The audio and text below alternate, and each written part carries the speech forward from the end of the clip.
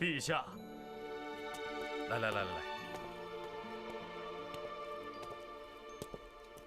尝，这是张骞带来的干葡萄，味道不错嘛。来，二位见过大将军，拜见大将军。坐。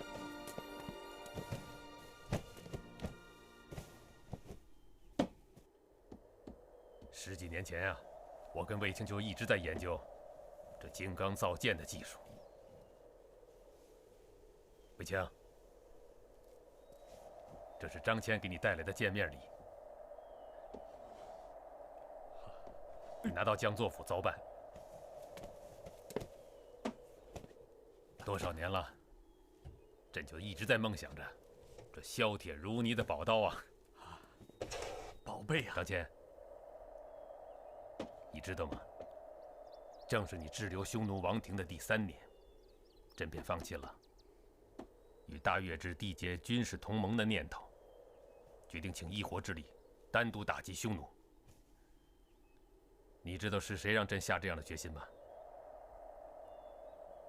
除了充实的国力，就是因为朕发现了卫青。臣早就听说过大将军的威名啊！陛下过誉了。当然了，你张骞所说的西域情况，让朕眼前豁然一亮啊！朕因此觉得我汉朝的战略应该更为深远一些。凡地域我汉朝威力所能及之处，都要通商，开拓新商路。博望侯，卫青正要向您请教关于西域的情况。好，你把你所知道的情况跟大将军都好好的说说。好了，你们另找个地方去聊去啊。你说吧，朕这一段只顾对外用兵，退恩令下达以后，诸侯各王的情况如何？还算平静。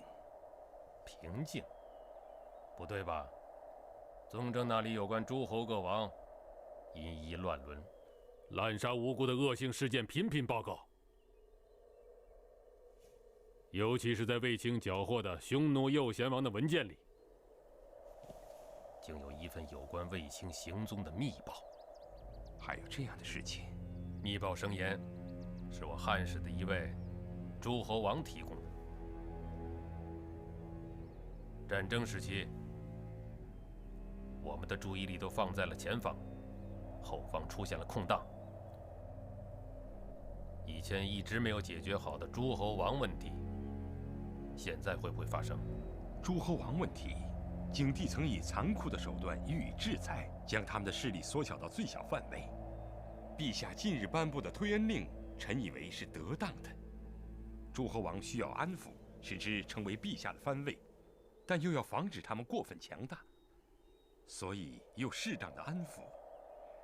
这样既抑制又安抚，边封边削，化整为零。安抚并不能解决目前诸侯各王的违法行为，要有两手。臣有一策，陛下可向各诸侯国派驻中央命官，这是高祖时候的制度，各诸侯国无法拒绝。诸侯不得理国政，国政交朝廷派遣的国相，国相隶属13部刺史，刺史向皇帝负责。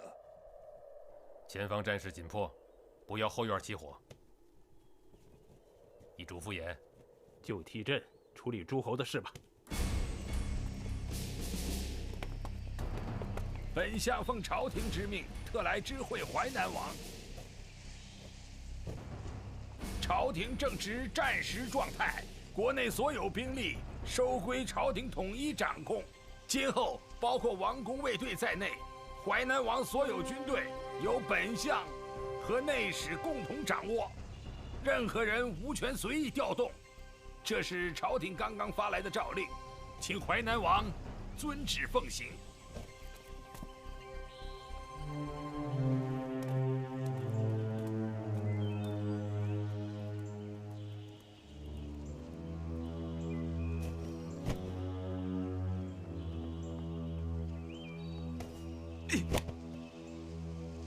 备车，我要去见衡山王刘赐。臣期望王太后能帮忙说说话，好保全我哥哥的性命。弟媳呀，不要太难过了。尽管田汾不在了，不管怎么说，你也是燕王的翁主，朝廷的第一诰命夫人。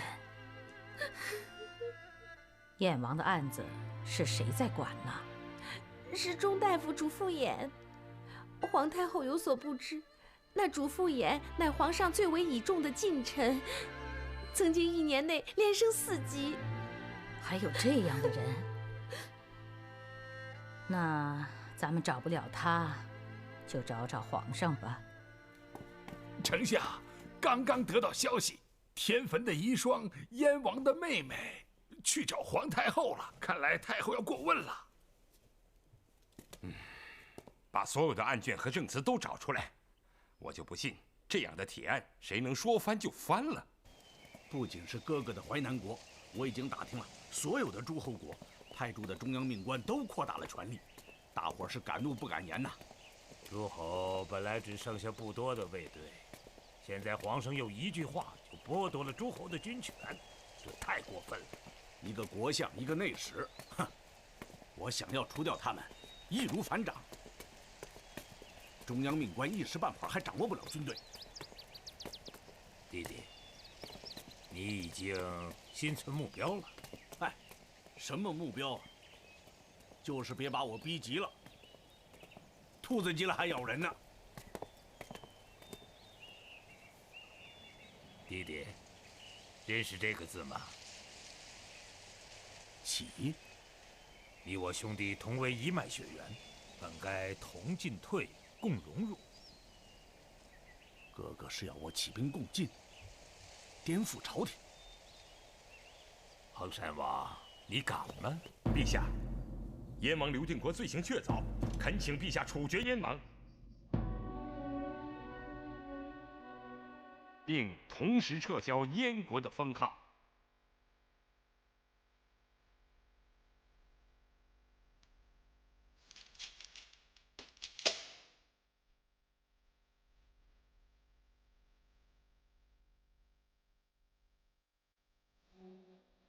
你不用说服朕。朕赏不避仇，罚不避骨肉，不偏不党，王道当当。只是需要说服太后。太后身染重疾，陈克中还问过此事，要给他一个合适的说法。毕竟燕王是田汾的岳父，太后也得讲理。你去最合适了，就是你。你去说服太后，把燕王的罪行都跟他说清楚。案卷就不要带了。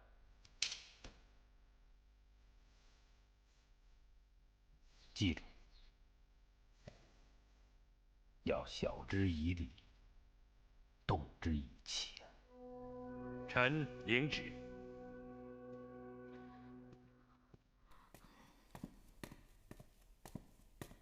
卑职主父偃叩见太后。哦，你就是那个1岁4千的主父偃，皇上的红人儿。微臣主父偃结发游学40余年，一直未能效命国家。父母不认我这个儿子，兄弟不认我为手足，承蒙皇上提携，使臣得展青云之志。你既知道世事的艰难，那为什么只要一朝得志，便猖狂地欲置燕王于死地呢？太后有所不知，微臣原以为此生要在穷困中潦倒，然而深受皇上知遇之恩，而委以重任。微臣立誓不必抚越，臣当效死相报。效死相报？你这都是要人家的性命，燕王有什么罪过？不就是杀了个下人吗？微臣知道，燕王的公主是田汾的妻子，所以没有人敢把燕王的罪行如实禀报给太后。燕王岂止是滥杀无辜，他自承袭了封爵之后，其父未死几日便与庶母通奸，生下了一个男孩，而后又将弟媳占为己有，到后来甚至连他3个女儿也被迫轮流侍妾，如同妻妾。真的有这种事？人证物证俱在，现都在廷尉署。简直是禽兽不如，禽兽不如！田汾活着时，无人敢将此案上告。去吧，去吧，我不再管这事了，不再管这事了。微臣告辞。几天后，刘彻下诏赐燕王刘定国死，随后取消了燕国的封号，将其封国改为朝廷直接管辖的郡属。不久，刘彻任命主父偃为齐王国相，让他去监管另一位飞扬跋扈的齐王刘次昌。驾！驾！驾！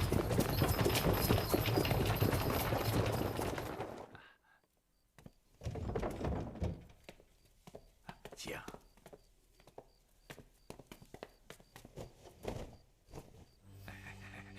您看看，就这1天的功夫就送来黄金数千呐！这算什么？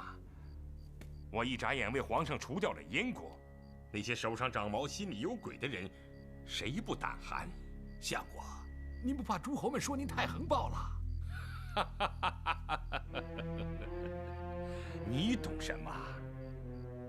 皇上要的就是我主父偃的横暴。皇上的策略就是用我这样的庶人去整治那些贵族王侯。我知道我主父偃一生什么样的冷面青眼没见过，我又有什么可顾忌的呢？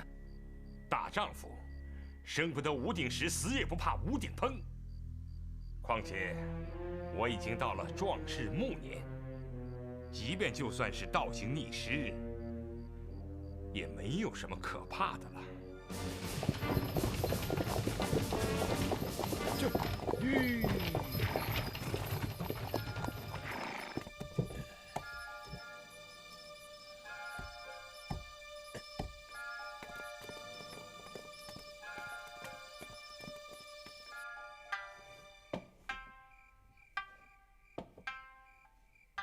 当初赵王是何等的叱咤风云的人物啊！如今，怎么跟霜打的黄瓜一样，出入京城也如此的灰溜溜的？别提了，何止我赵王如此，如今诸侯各王，谁心里不是那15个吊桶打水，七上八下的？皇上用了一个主父偃，才艺诸侯，一眨眼功夫，已经灭掉了2国。听说，下一个目标又选中我赵王了。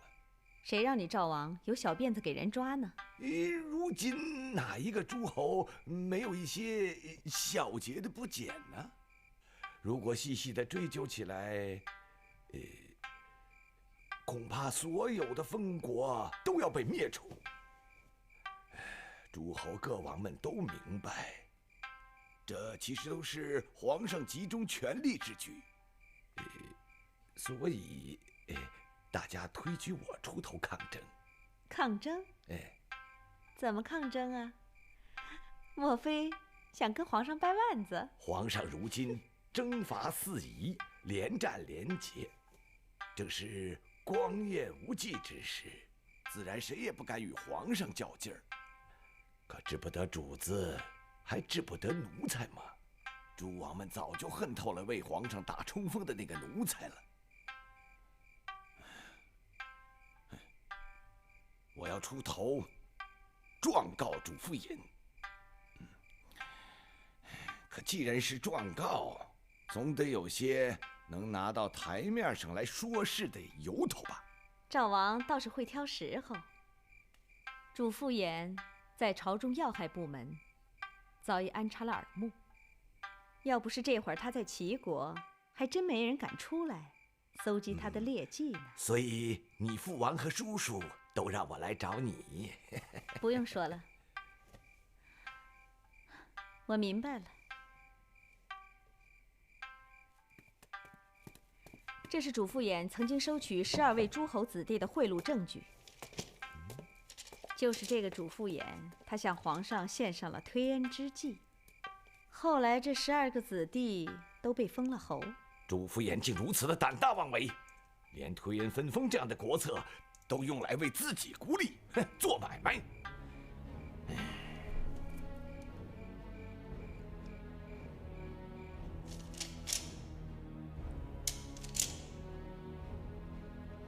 推恩分封，诸侯子弟新得封侯的有100多人。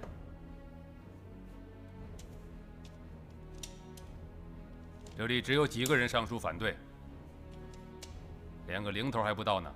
可是作为始作俑者，主父偃的胆子也太大了，竟然收取诸侯贿赂。人家都以为他代表皇上，谁知他是为了自己呀！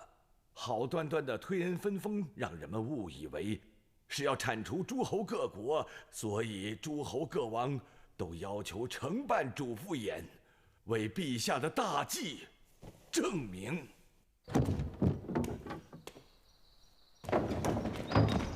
干嘛这么神神秘秘的？什么事儿啊？启禀陛下，刚刚从齐国传来消息，齐王刘赐昌他自杀了。又一个哥哥被整死了，哥哥呀，你死的冤枉啊，哥哥！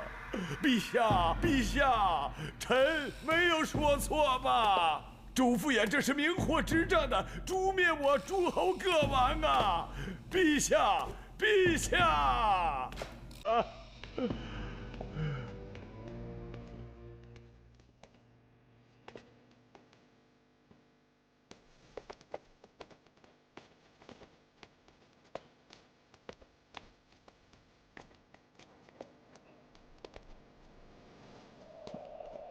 朕已经想了3天了。这样吧，你去趟临淄，主父偃监理宗室，假公济私，凌辱刘氏骨肉，贪婪无度，罪不可赦，诏予以逮捕，送廷尉署，一律审治，并将此消息传示各地诸侯王。臣明白了。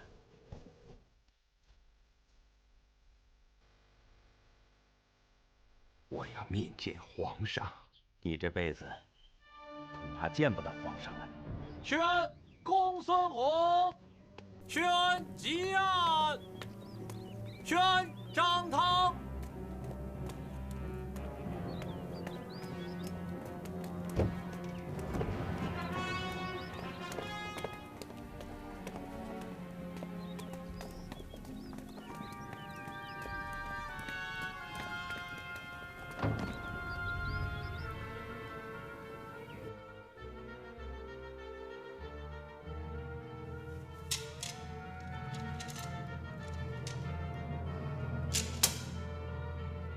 张汤，臣在。对主父偃的庭讯有结果了吗？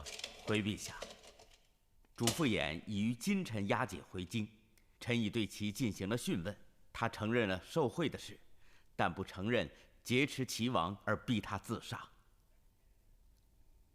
当然，这只是初步讯问。诸侯各王中，齐王年少，性情温柔。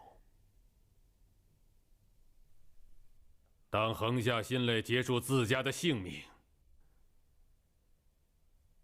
这得需要多大的勇气？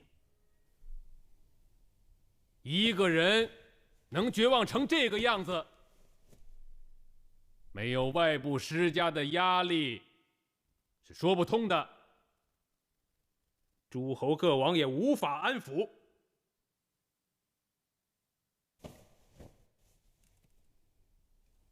所以这件事情处理的结果，要经得起各方的盘结。臣有话要说。你说，陛下。那主父偃就算没有动手杀齐王，但他一言可以兴邦，一言可以丧邦，其用权的无忌，足以令天下诸侯人人自危。陛下自登基以来，对诸侯各王多加安抚，好容易才有了诸侯归心、天下相安的局面。而主父偃专横擅权，另搞一套，激化诸侯各国与朝廷的分离情绪，让诸侯各国误会是陛下不仁，其罪责不可恕，不杀难以谢天下诸侯。诸位大臣，还有别的要说的吗？可惜了。要是事情稍有余力的话，朕也想留下他。他也是个通才呀。他要不是这样，急功近利，倒行逆施，不是朕想杀他，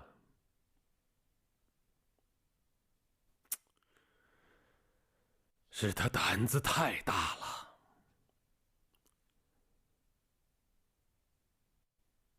灭族！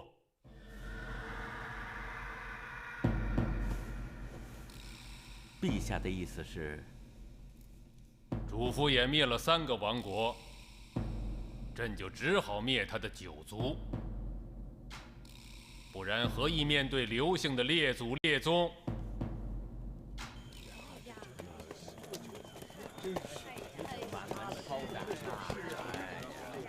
走。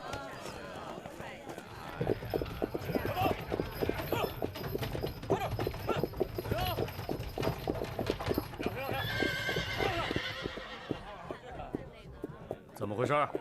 主父偃犯罪，皇上下令诛9族，现在全家正押往刑场执行。改道。听说祥妃宫李夫人，皇上已经颁了诏，赐封为夫人。将来一旦再生下皇子，皇子也就不再是只有巨儿了。自古至今，唯有君主的性情最让人捉摸不定。自从你当上了大将军，皇上到我这儿来的反而少了。我不明白姐姐为什么无缘无故的说这些。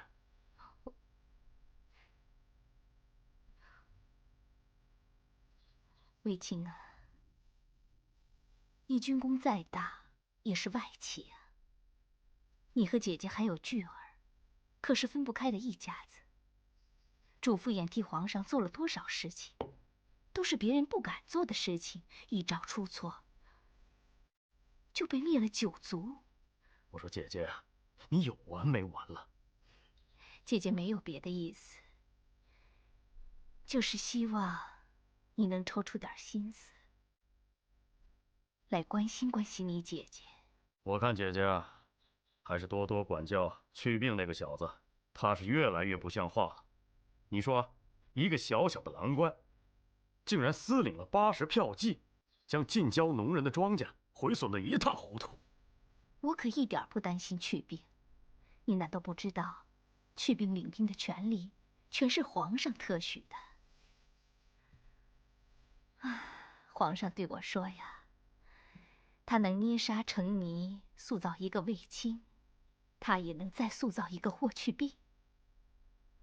皇上还对我说，我不能只有卫青，我还得再要一个霍去病。你看吧，再有战事啊，皇上一定会重用霍去病的。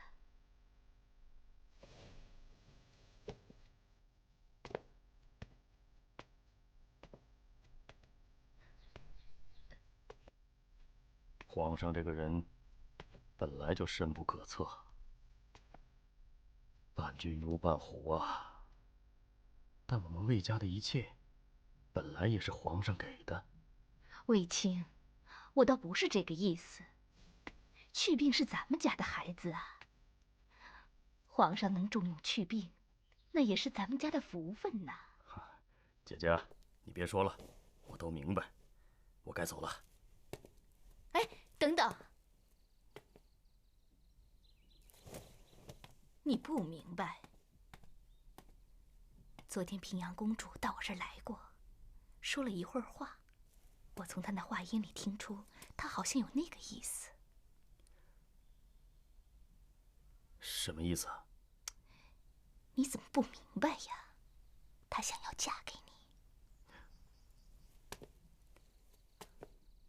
她丈夫去世不久，这个时候，朝廷上下会有议论。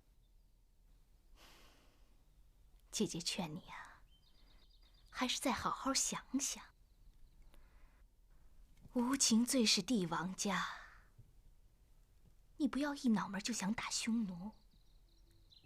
当你成为万民心中英雄的那一天，没准就是你末日的开始了。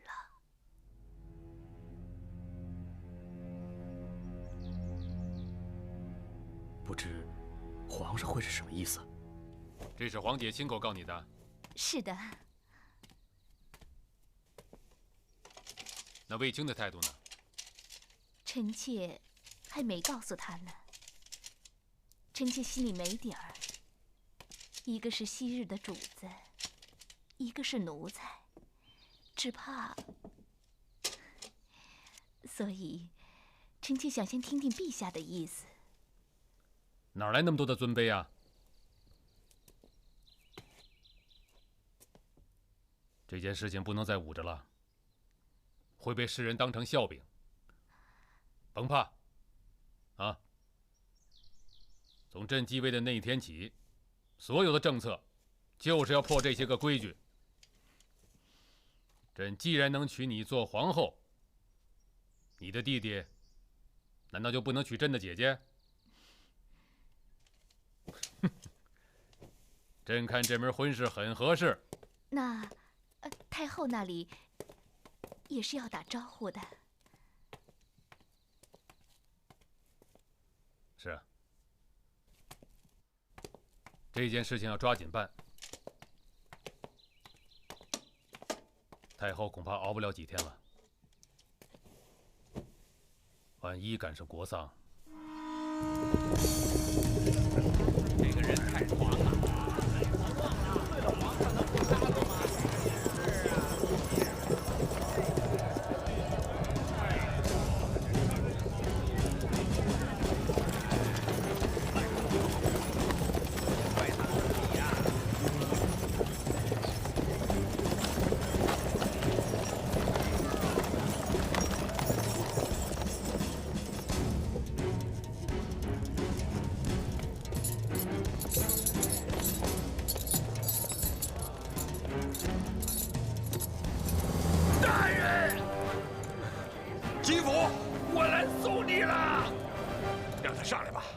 让他进来吧，继父。大人，我来了。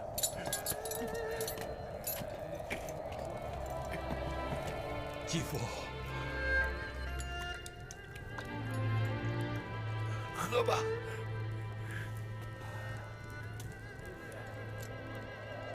当日我得势时，门上时可不下1000人，到了如今。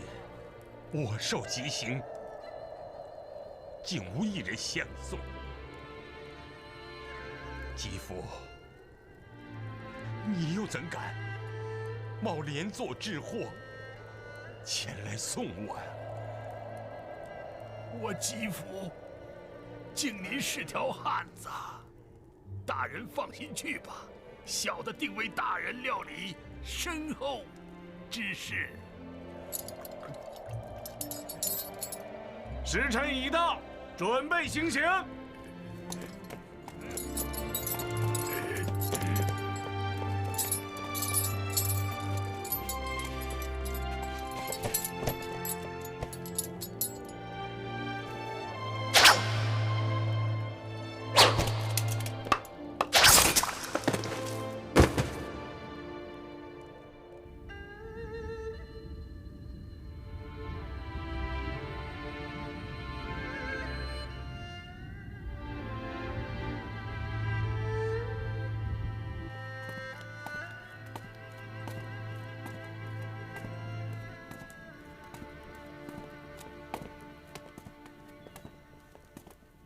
赵王怎样进行串联？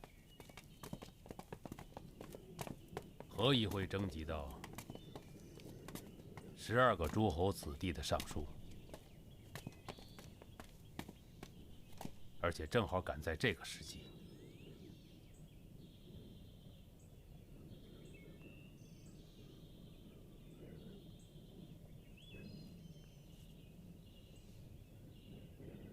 是啊，以后还说不定会有什么样的串联呢。可惜没有主父偃了。陛下，奴才所知，主父偃受宠的时候，家里养了很多门客，可是诸族以后，这帮门客就一哄而散了，只有一个叫吉福的人出面替他办了后事。一死一生乃至交情，一贫一富乃至交态，是吧？是。看来真是个厚道人。他不怕连坐，朕反倒要赏他，替朕赏他黄金50两，尊他为长者。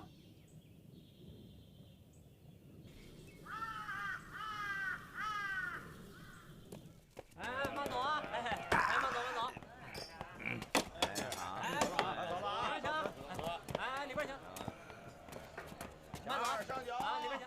啊，你慢走，你慢走。好了好了。你就是吉福吧？是我。什么事儿？啊，是这样，皇上已经亲自尊你为长者，并赐黄金50两，都在那边车上了。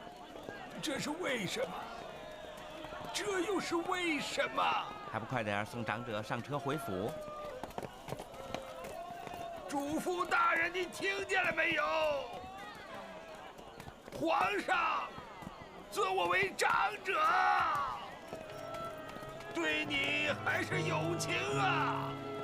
你可死得瞑目了！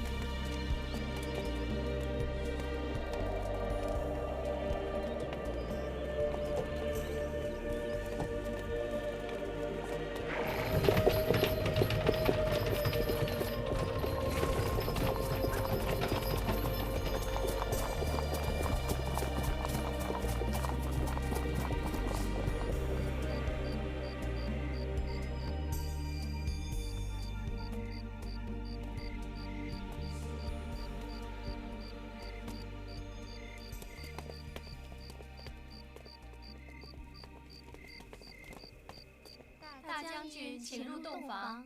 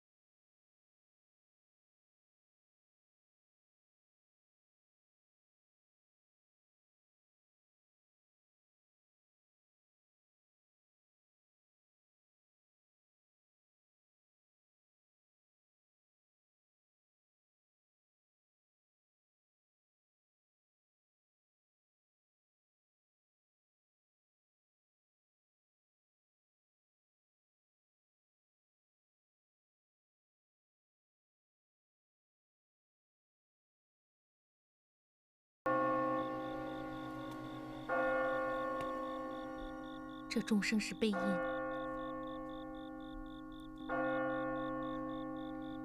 出事了，莫非是太后？太后驾崩了。继丞相田汾、窦氏长公主废皇后陈阿娇相继死后，皇太后王氏抑郁成疾。她于元朔3年去世，死后与汉景帝刘启一同葬于长安阳陵。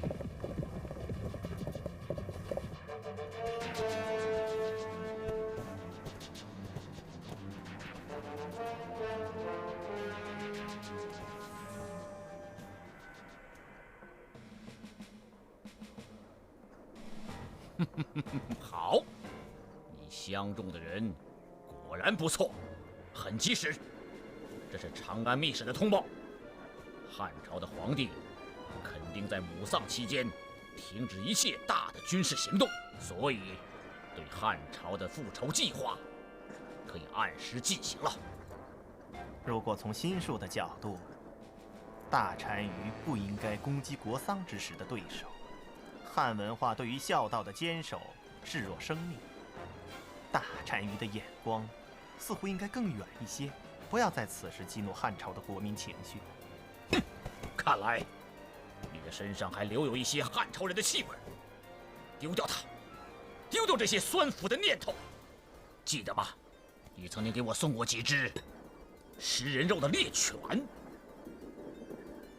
铜口铁牙，追蛇立心，用罗刀做皮鞭，以人肉果腹。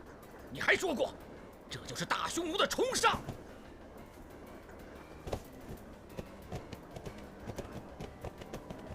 将军们，9万精兵分3路南下，分别攻击代郡、定襄、上郡，旋风式的突袭，纵兵横扫。切记，一定要快打快撤，不许滞留，明白了吧？明白了。这也算是我们大匈奴人送给汉朝那个老太太的一份告别礼。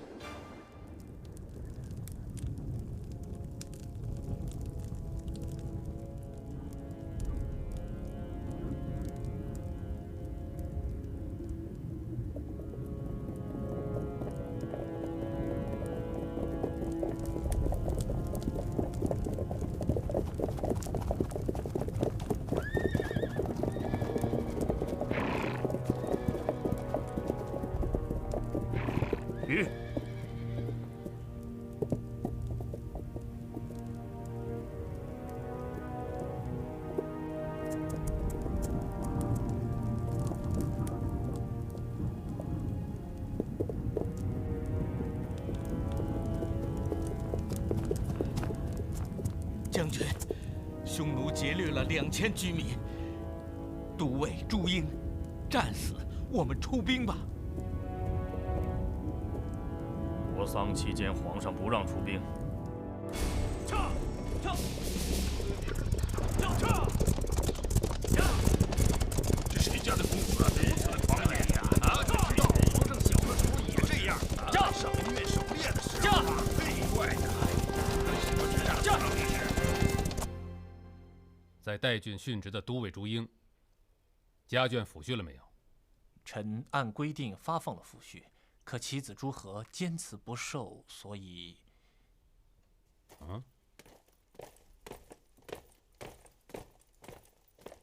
臣叩见陛下。这个孩子多大了？19，和霍去病同年。陛下，臣听说前方匈奴扰边，恳请陛下能放任我前往作战吗？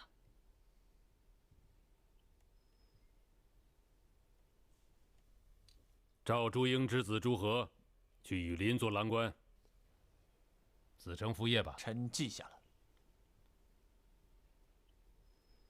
举兵，朕有给你招募了一名新兵。你的800骑凑齐了吗？承陛下关照，现已有160余骑。看来还差得远啊！兵无常将，将无常帅。兵将互相不熟悉，便会积贫积弱。可陛下总把臣放在鱼缸里养着，啥时候能出头啊？臣要是去了军中，我们一定彼此熟悉。陛下，就放臣去军中吧。厚积薄发吧。记住，为将者一是要能打，就像你的舅舅卫青那样；一则是要能挨，就像李广。